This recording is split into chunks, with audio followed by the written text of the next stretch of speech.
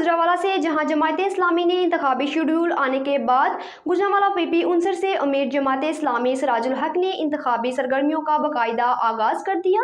तफसीलात जानते हैं सरदार ताहिर से, जो इस वक्त उम्मीदवार PP 59 से खुसूसी गुफ्तगू कर रहे हैं। आइए हम आपको वहां पर लिए चलते हैं।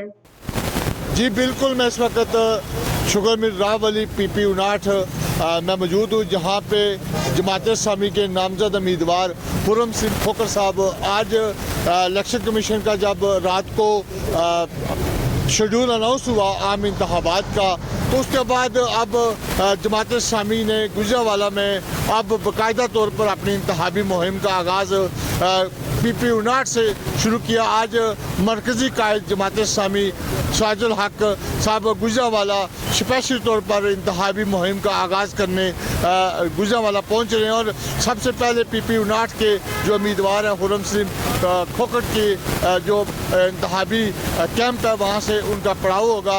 यहाँ पे मुख्तसर खताब होगा, उसके बाद वो GT रोड के रास्ता गुजरांवाला शहर के मुख्तलिफ पॉइंट्स के ऊपर जमात इस्लामी के जो नामजद उम्मीदवार हैं वो अपना इंतखाबी कैंप में उनके इजहार ख्याल करेंगे।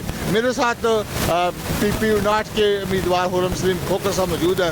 खुर्रम भाई, ये आज का ये जो पड़ाव है, ये इंतखाबी, जैसे मैंने खुद बयान कर दिया ये सारा शेड्यूल, तो उसमें आप आज का ये प्रोग्राम के मुताबिक बताइए ज़रा। बिस्मिल्लाहिर्रहमानिर्रहीम।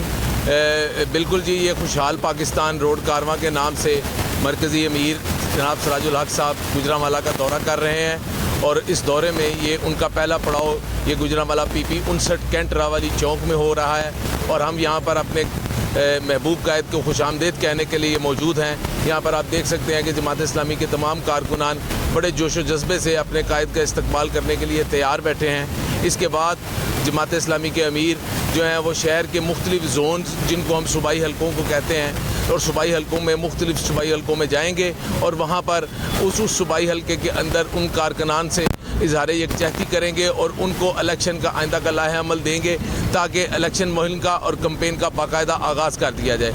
इसके साथ साथ ये भी खुशाइंद है कि जो चीफ जस्टिस ने इलेक्शन की डेट जो है वो अनाउंस करवाई, वरना इलेक्शन के ऊपर ख़तरात के बादल मंडला रहे थे और हम ये चाहते हैं कि इस सियासी तौर पर और आइनी तौर पर मुल्क में अवाम को अपनी क़यादत के इंतखाब का हक़ मिलना चाहिए और 90 दिन के अंदर मिलना चाहिए। इस वक्त मुल्क में हमें एक जमात का इलेक्शन नज़र आ रहा है, मुस्लिम नून का।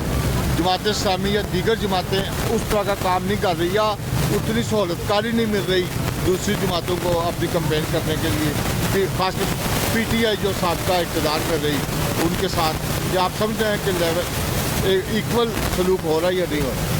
जी, इसमें मैं यही कहूँगा कि पहले कोई लाडला दूसरा लाडला था, अब कोई और लाडला है और ये लाडलों वाला रवाज इस मुल्क में अब ख़त्म हो जाना चाहिए। अवाम को आज़ादाना तौर पर अपनी क़यादत चुनने का मौका मिलना चाहिए। ये लाडलाइज़म अब इस मुल्क से ख़त्म कर देना चाहिए। इस मुल्क में ख़त्म होगा तो ही इस मुल्क के तमाम बहरान हल हो पाएंगे।